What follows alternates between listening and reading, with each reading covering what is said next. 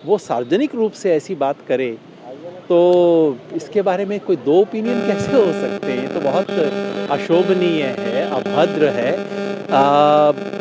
उम्मीद यही करनी चाहिए कि वो उनका स्वास्थ्य ठीक है और उन्होंने होशो-हवास में ये सब काम किया है। लोग इस पे बात कर रहे हैं, एक महिला का बुर्का खींचता है, हिजाब खींचता है, उसके बाद भी उसको इस तरह की संरक्षण दी जाती है, तो ये बहुत शर्मजनक बात है। और हम यही कहेंगे कि इन सारी चीज़ों का जिस तरह से अन्याय, दमन ये सरकार ढा रही है अल्पसंख्यकों पर, मुस्लिमों पर, महिलाओं पर, दलितों पर, आदिवासियों पर, इन सब का जवाब इस देश की जनता जल्दी लेगी ज़रूर।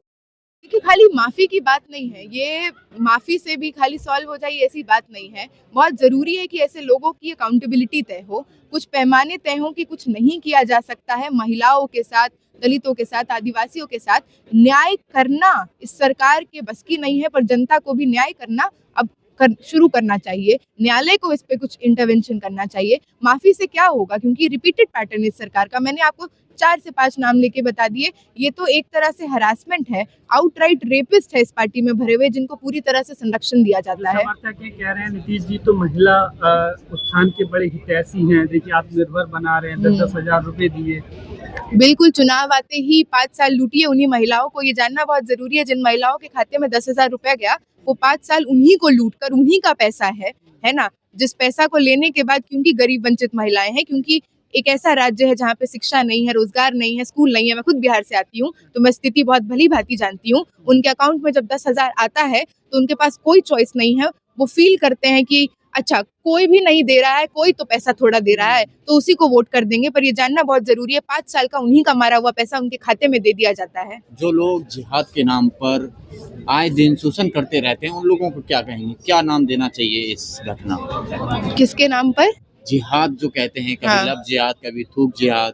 तो आज ये बुर्का वाली जो घटना हुई है मुख्यमंत्री की तरफ से, वो कैसे कहेंगे? बिल्कुल, और ये लोग वो लोग हैं जो सबसे पहले धर्म के आड़ में नफरत फैलाने में सबसे आगे रहते हैं। कोई हिंदू महिला अगर किसी मुस्लिम व्यक्ति से प्रेम कर ले तो वो भ्रमित है, उसको बहला लिया गया है, गुमराह कर दिया गया है, और वो लव जिहाद के चपेटे में है। लेकिन वहीं देश का, इतने बड़े राज्य का, भाजपा जदयू के संयुक्त एक तरह से अलायंस से बना हुआ मुख्यमंत्री अगर एक स्टेज पर, जो कि नेशनल टेलीविजन में कैप्चर हुआ है, कैमराज में कैप्चर हुआ है, और आज देश भर में लोग इस पे बात कर रहे हैं, एक महिला का बुर्का खींचता है, हिजाब खींचता है, उसके बाद भी उसको इस तरह की संरक्षण दी जाती है, तो ये बहुत शर्मजनक बात है। और हम यही कहेंगे कि इन सारी चीजों का जिस तरह से अन्याय, दमन ये सरकार ढा रही है अल्पसंख्यकों पर, मुस्लिमों पर, महिलाओं पर, दलितों पर, आदिवासियों पर, इन सब का जवाब इस देश की जनता जल्दी लेगी, जरूर लेगी। चाहे तो उसका हक है, बिकिनी पहनना चाहे तो उसका हक है इस देश के अंदर। और कोई सार्वजनिक कुर्सी पे बैठने वाला एक देश का नेता, जिसका काम है देश को दिशा दिखाना, वो सार्वजनिक रूप से ऐसी बात करे, तो इसके बारे में कोई 2 ओपिनियन कैसे हो सकते हैं? ये तो बहुत अशोभनीय है, अभद्र है।